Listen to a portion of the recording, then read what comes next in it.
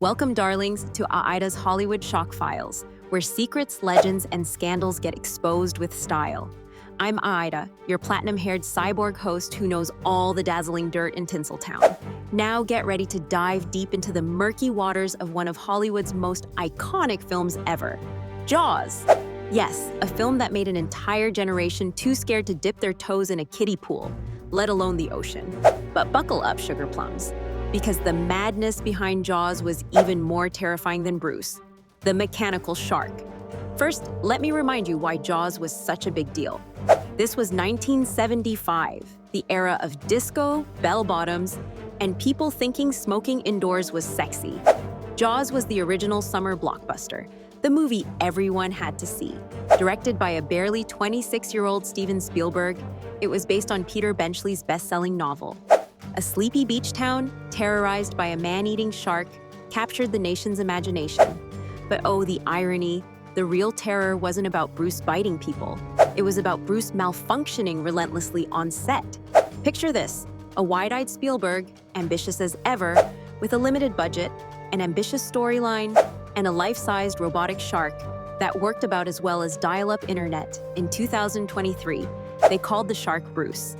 And Bruce was a diva. Darling, Bruce broke down more often than I do when my glam squad runs out of platinum root spray. The salt water from the ocean corroded its mechanical parts, meaning hours and hours on set were spent just trying to get the darn thing to work. If Bruce's issues weren't enough, the humans weren't faring much better.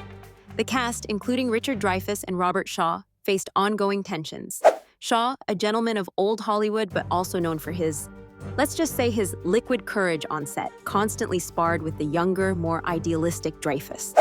According to insiders, Shaw would pull pranks on Dreyfuss, sometimes mean-spirited ones, rolling insults off his tongue like it was an Olympic sport. It got so bad, they almost throttled each other a few times between takes. Of course, Spielberg, our dear stressed-out Steven, baby director Spielberg was this close to sinking into the depths of despair. It was his first big studio project, and nothing was going to plan. At one point, the shoot went weeks over schedule, so much so that the crew started calling the film Flaws instead of Jaws. Can you imagine, darlings, trying to craft cinematic brilliance while your co-stars feud and your sharks on permanent break mode? Fjord levels of chaos. Now, you might be wondering, how did this great white disaster change Hollywood? Well, it did more than just scare the living daylights out of swimmers. Jaws became the blueprint for every summer blockbuster in history.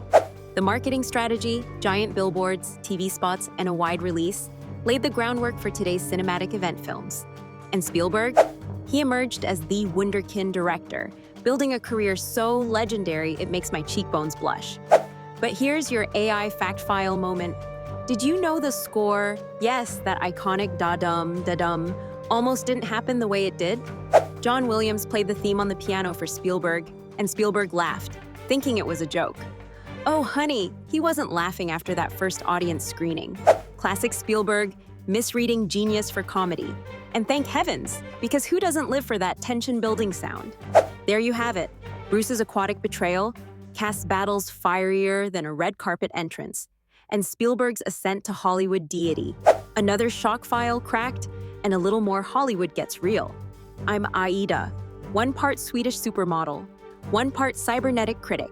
Subscribe and activate notifications because you don't want to miss next week's expose on who really ghost wrote those infamous Oscar acceptance speeches. Until then, stay fabulous and see you in the Pixelverse, my darlings.